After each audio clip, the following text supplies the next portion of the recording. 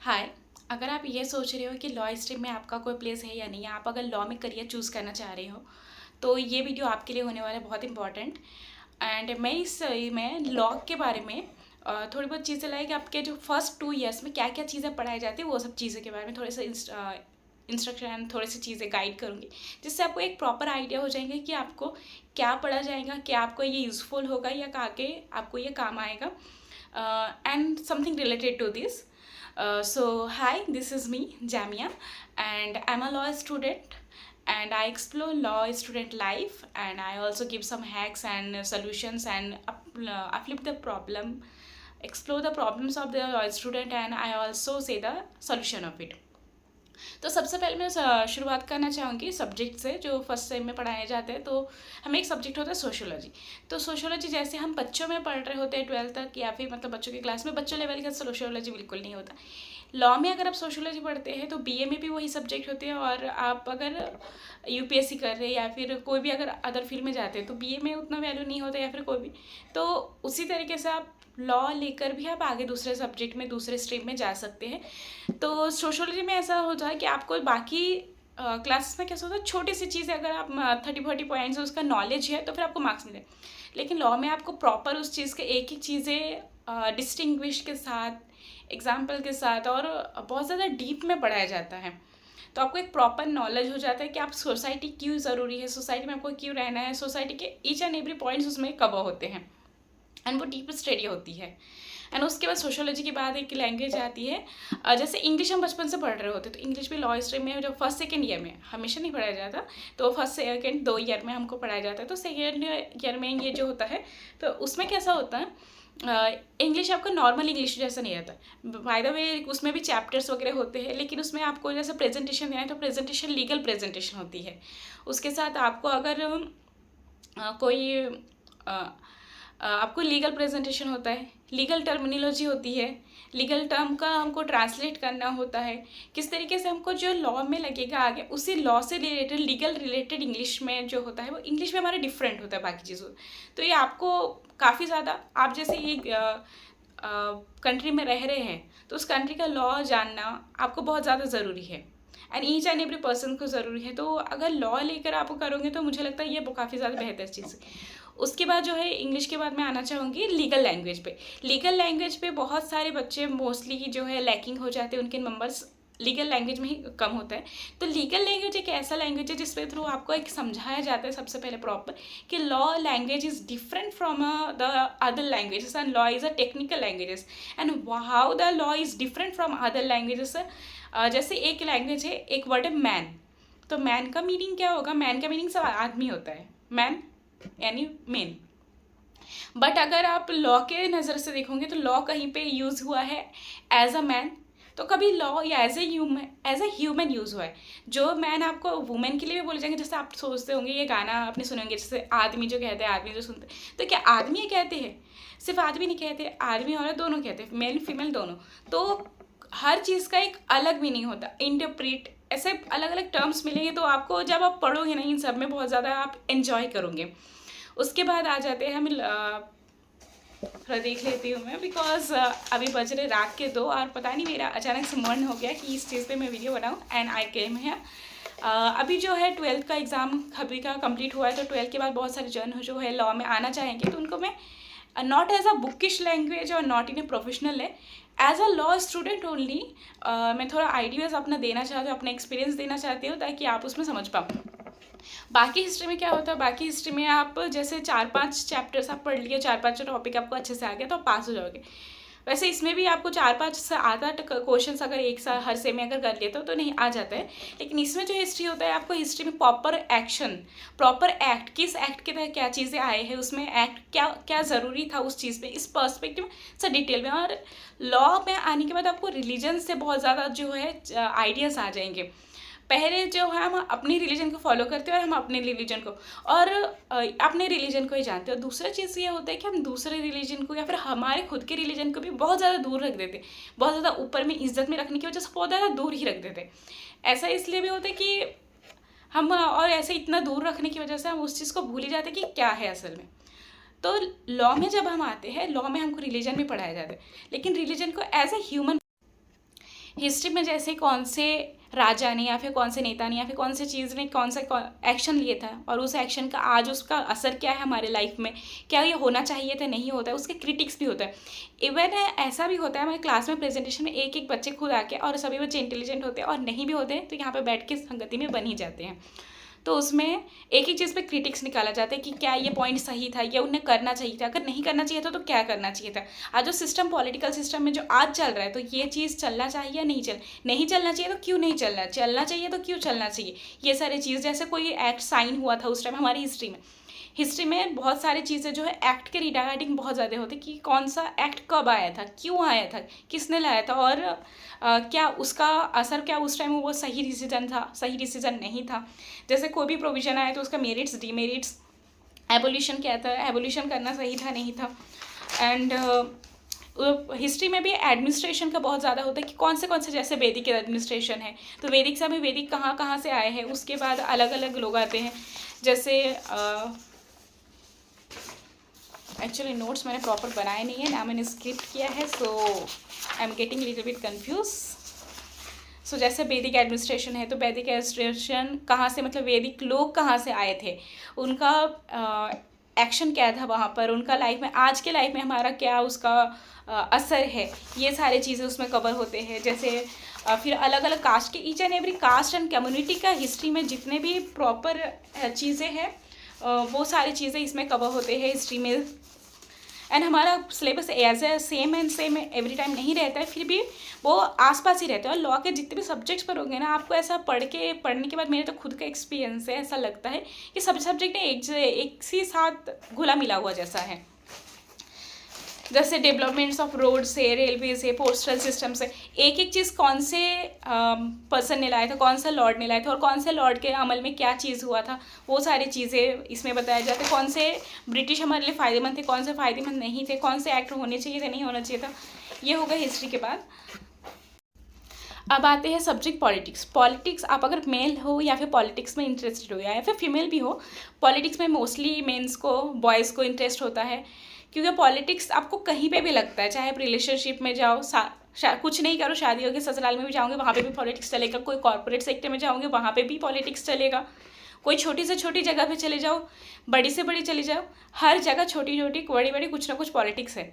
लेकिन इसमें पॉलिटिक्स जो है एक्शंस रिगार्डिंग हमारे बड़े एडमिनिस्ट्रेशन है, बड़े एडमिनिस्ट्रेशन में ऐसा लेकिन उसमें थियरीज़ होते हैं। तो थियरीज से हमको ये भी पता चलता है, छोटे छोटे जो चीज़ें, छोटे छोटे जो पॉलिटिक्स भी हमारे लाइफ में चल रहे होते हैं, उसको भी हैंडल करना हम इससे अच्छे से सीख पाते हैं। सो पॉलिटिकल साइंस में अभी जो हमारा टॉपिक है, पॉलिटिकल साइंस छोड़ता ही नहीं पीछे। अभी जो हमारा टॉपिक है, हमारे यहाँ मनु है, मनु स्मृति है, उसके बाद हमें है अभी डॉक्टर बाबा साहब आम्बेडकर जी के जो सोशल जस्टिस के ऊपर था टॉपिक्स, वो है। गांधी जी के स्वराज के ऊपर जो टॉपिक्स थे वो है। तो उसमें फिर महाभारत है। तो ये सब हमारे टॉपिक में क्या है, तो सबसे पहले हम ये समझते हैं पॉलिटिक्स में कि स्टेट, पॉलिटिक्स में सबसे ज़्यादा बड़ा मुद्दा रहता है स्टेट। तो स्टेट क्या है, स्टेट सबसे पहले हम वोट देते, इलेक्शन लेते हैं, लेकिन ये सब उसके बाद हम मांगते हैं, हम चाहते करते हैं कि हमारी मांग पूरी की जाए। लेकिन भला कोई बंदा वहाँ पे जाके क्यों हमें सपोर्ट करे, क्यों हमें करे, हमारा राइट कहाँ से आती है, और क्यों हम उनके बात सुनते, हम क्या उनके अंडर रहते, गवर्नमेंट के अंदर रहते। एक एक चीज़ छोटे छोटे पॉइंट के साथ हमको बताया जाता है, और क्यों उसमें, क्या उसमें डिफरेंस लाया जा सकते, क्या उसमें डिफरेंस नहीं लाया जा सकता, ईच एंड एवरी पॉइंट उसमें क्लियर होते हैं। जैसे हमारा सबसे पहले जो था लिबर्टी, लिबर्टी क्या है, तो लिबर्टी मतलब राइट्स होता है एक तरीके से। तो ये हमको जो करना है मन मर्जी, लिबर्टी अपना जो है, आप अगर लॉ स्ट्रीम में आए नहीं हो तो यही समझो मन मर्जी। तो हम कितना मन मर्जी कर सकते, किसके ऊपर मन मर्जी या कर सकते हैं, नहीं कर सकते, नॉट इश्क वाला मन मर्जी रिगार्डिंग टू किसके राइट्स हम इन्फ्रिंज कर सकते, किसके राइट हम इन्फ्रिंज नहीं कर सकते, कौन सा चीज़ हम कर सकते हैं, क्या करने का, क्या पहनने का, हर चीज़ हमें बताया जाता है कि क्या है या क्या नहीं कर सकते। ये सब चीज़ हमें लिबर्टी में आता है। फिर उसके बाद स्टेट आता है जस्टिस। जस्टिस क्या है, जस्टिस मतलब इंसाफ, लेकिन सिर्फ इंसाफ से नहीं हो, इंसाफ के ऊपर ही आप अगर देखेंगे तो 2-3 सेम में हमको पढ़ाया जाता है, और उसमें मीन्स बहुत डीप में उसको पढ़ाया जाता है जस्टिस को। पॉलिटिक्स में इक्वालिटी का और पॉलिटिक्स के अलावा लॉ के मोस्टली सब्जेक्ट में इक्वालिटी का बहुत ज़्यादा इंपॉर्टेंट होता है। इक्वालिटी के से ही रिजर्वेशन हम समझते हैं कि रिजर्वेशन क्यों देना ज़रूरी है, इक्वालिटी कितने तरीके का है, ये सारी चीज़ भी हमको समझाया जाता है। और क्या इक्वालिटी, कौन सी चीज़ गलत हो के भी, ऊंच नीच हो के भी इक्वालिटी है, कौन सा चीज़ समान आके इक्वालिटी नहीं है, ये सारी चीज़ हमको बहुत विस्तार में सिखाए जाते हैं। और मैं भी आशा करूँगी कि मैं अपना जल्दी से जल्दी इन सब पर वीडियो बना पाऊँ और आपको अगर आप लॉ स्ट्रीम से नहीं भी हो तो भी आप ये सारे वीडियो देख पाओ और आप इसका आइडियाज़ एंड समझ ले सको। पॉलिटिक्स में बहुत सारे इंपॉर्टेंट जो टॉपिक्स होते हैं, फेडरलिज्म होता है, डेमोक्रेसी होता है, उसके बाद गवर्नमेंट नॉर्मली अगर इंसान जानता है तो फिर वो सबसे पहले क्या बोलेंगे, जो सरकार लाइन पे जो सरकार रनिंग में है उसको हम बोल देंगे कि सरकार। लेकिन सरकार असल में 3 उस हिस्सों में बटा हुआ है, जुडिशरी, लेजिस्लेचर एंड एग्जीक्यूटिव। इन सबको डिटेल में each and every point and कौन उस पद में आ सकते हैं, कौन को किसको एक इंटरव्यू दे के आना पड़ेगा और किन को बहुमत से कौन आ सकते हैं और कौन नहीं आ सकते, कौन सा चीज़ इसलिए चल रहा है कि कन्वेंशनल तरीके से चल रहा है, कौन सा चीज़ इसलिए चल रहा है कि सालों से चलते आ रहे हो, कौन सा चीज़ कॉन्स्टिट्यूशन में है, कॉन्स्टिट्यूशन के बिना भी पॉलिटिक्स में है और उसको बहुत ज़्यादा लीगली एक्सेप्टेड है, ये सारी चीज़ हमको पॉलिटिक्स में सिखाया जाता है। कौन से फॉर्म है, यूनिटरी फॉर्म है, फेडरेशन फॉर्म है, कॉन्फेडरेशन फॉर्म है, और हमारे इंडिया में कौन सा चालू है, कौन सा और बेटर हो सकता है, कौन सा बेटर नहीं है। जब आप पॉलिटिक्स पढ़ोगे ना, आपको अपने इंडिया से भी बहुत ज़्यादा प्यार हो जाएगा, क्योंकि हमें समझ में आएगा कि पॉलिटिक्स में कितना फ़ायदा हमें है और कितना अगर थोड़ा बहुत नुकसान है, नुकसान भी फ़ायदा भी, और कितना अगर नुकसान में तरफ जा रहा है तो उसको अगर आपको उसका नैया को संभालना है तो इसके लिए पॉलिटिक्स बहुत ज़रूरी है। फर्स्ट 2 ईयर्स में मोस्टली तो टॉपिक्स ऐसे होते हैं जो लॉ से रिलेटेड नहीं होते, लॉ से रिलेटेड होते हैं लेकिन एक्चुअल लॉ बुक्स नहीं होते, बेयर एक्ट नहीं होते हैं, लेकिन धीरे धीरे जैसे बोलते हैं ना, छोटे करते करते पहाड़ बनता है, तो उसी तरीके से छोटा करते उसको गेन करना, बढ़ाना शुरू कर देते हैं। तो सबसे पहले साल में हमको हो जाता है सबसे पहले साल में हमको कॉन्स्टिट्यूशन या फिर कॉन्ट्रैक्ट ऐसे 1-2 सब्जेक्ट, फिर 2 के बाद 3-4, फिर उसके बाद 2 से तीसरा चौथे सेम में फिर पूरा लॉ सब्जेक्ट्स आ जाते हैं। पहले में थोड़ा इजी सब्जेक्ट्स रहते हैं, तो जैसे कॉन्ट्रैक्ट है, कॉन्ट्रैक्ट जैसे आपके साथ भी कोई फ्रॉड होता है, चीज़ें होता है, आप अगर दूसरे स्ट्रीम में हो, डॉक्टर हो या फिर इंजीनियर हो या फिर दूसरे कुछ भी हो, तो आप उसमें आप बस अपने फील्ड से पैसा कमा सकते हैं या फिर अपने फिल्म को थोड़ा सा फाइनेंशियली हेल्प कर सकते हैं। लेकिन अगर आप एक लॉ स्टूडेंट होते या फिर लॉयर होते हैं तो आप अपने पेरेंट्स को, अपने घर वालों को या फिर हर चीज़ को, अपने आप को भी हर एक पॉइंट पे आप प्रोटेक्ट कर सकते हो, क्योंकि आपको राइट्स एंड रॉन्ग में जो डिफरेंस है पता होता है। जब मैं लॉ में नहीं थी, लॉ हिस्ट्री में नहीं आई थी, उससे पहले बहुत ज़्यादा एक्सप्लॉयटेशन हुआ था, एक्सप्लॉयटेशन मैनिपुलेट करते थे जिसके डिफरेंस नहीं समझता था। लेकिन आज मैं यहाँ पे हूँ तो मुझे अच्छे से क्लियर समझता है कि कौन सा चीज़ मुझे एक्सप्लॉयटेशन किया जाता है, और एक्सप्लॉयटेशन हमारी दुनिया में, हमारे इंडिया में बहुत ज़्यादा है, विच आई फील।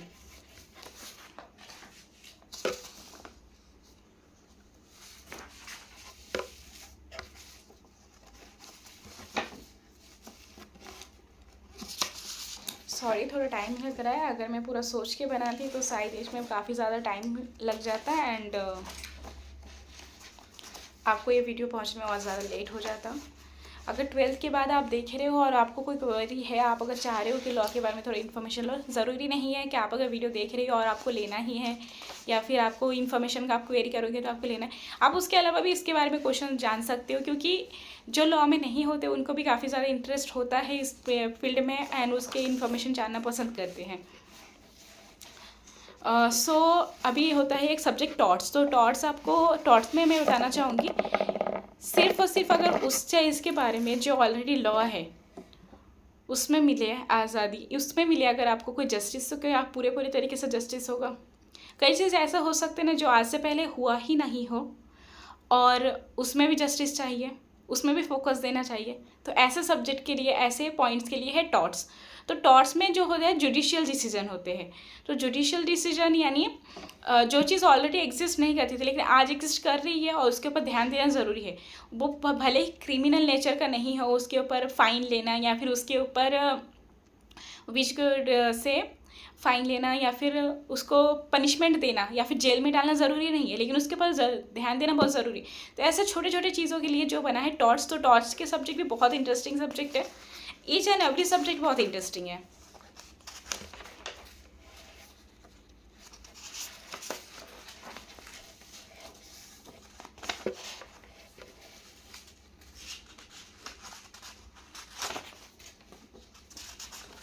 सब्जेक्ट मोस्टली सभी इजी होते हैं, बस आपको गाइडेंस की ज़रूरत होती है पूरी प्रॉपर तरीके से अब क्या करना है, अब क्या नहीं करना है, इस बात की आपको बहुत ज़्यादा ध्यान रखना होता है।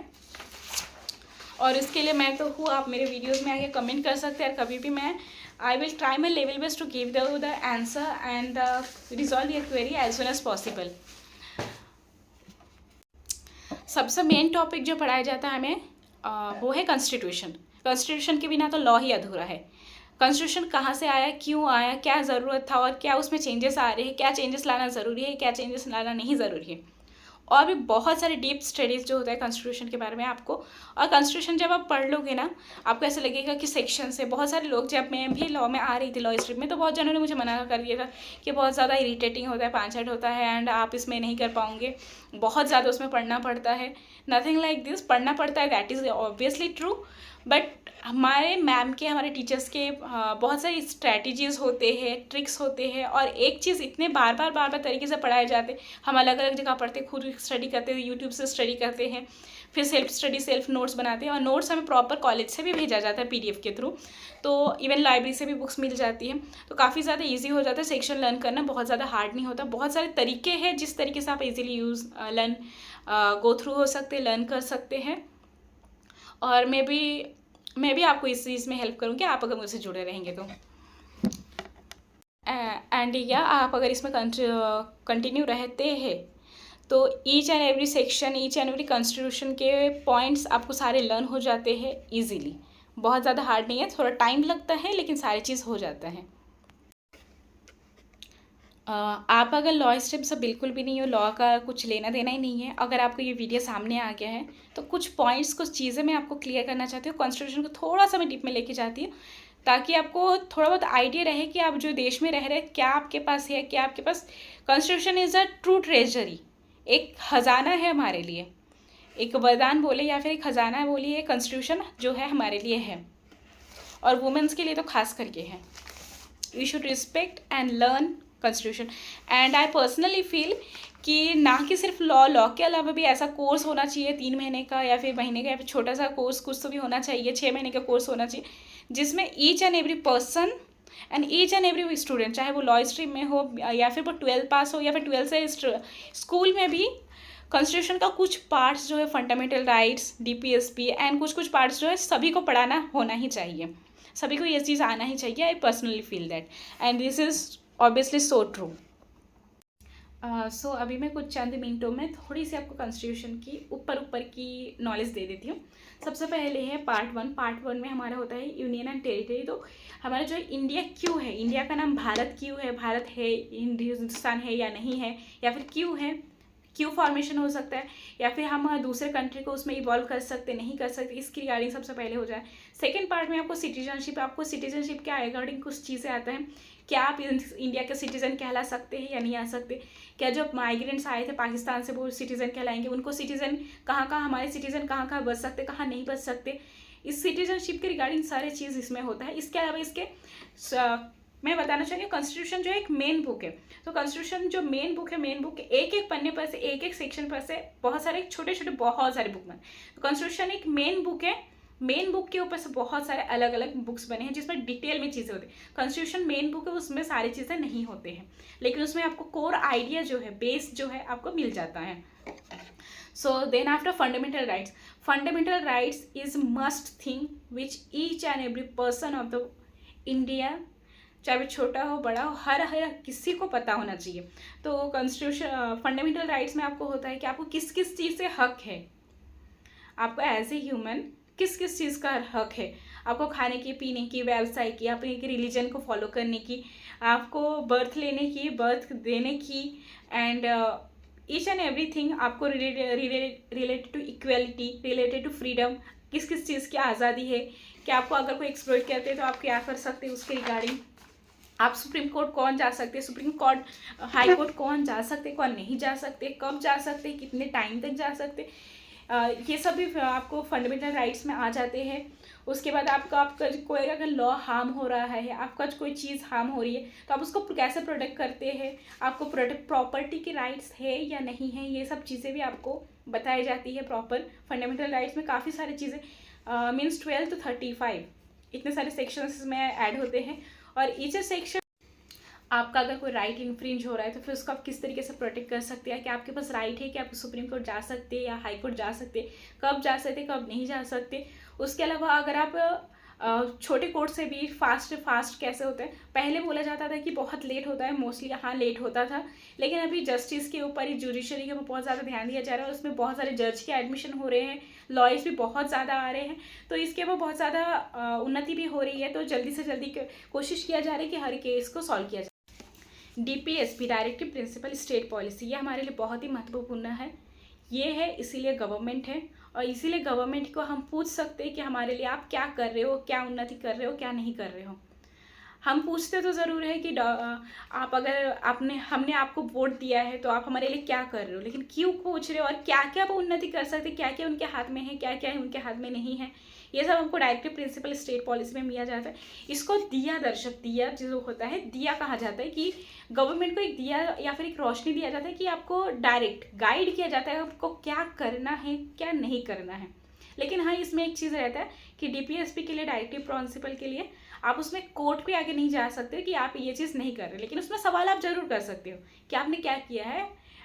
एज अ सिटीजन आप उसमें जाके कंप्लेन चीज़ें कर सकते हो, लेकिन ये कोर्ट के आगे जाकर आप उसमें कंप्लेन नहीं कर सकते थे, ये नहीं हुआ है तो उसके ऊपर मुझे कॉम्पनसेशन चाहिए, ये सारी चीज़ें नहीं होता है, लेकिन उसमें आपको सवाल करने का हक ज़रूर होता है। देन आफ्टर उसके बाद आपको आता है फंडामेंटल ड्यूटीज़। सिर्फ अगर राइट्स एंड ड्यूटीज़ ये दोनों सेम ही कॉइन की चीज़ है, आप अगर सिर्फ मज़े लोगे और दो कुछ उसमें आप अगर उसके लिए कुछ काम नहीं करोगे, मेहनत नहीं करोगे, तो ये नहीं हो सकता।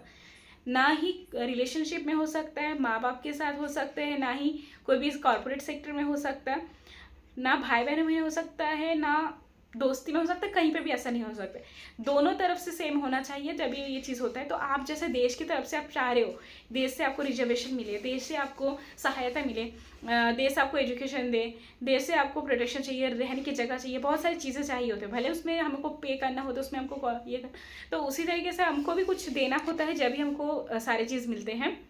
तो हमारे ऊपर भी कुछ फंडामेंटल ड्यूटीज़ जो कि आर्टिकल 51A में दिया गया है, तो हमारे ऊपर भी कुछ ड्यूटीज़ लागू है जिन्हें हमें फॉलो करना चाहिए। लाइक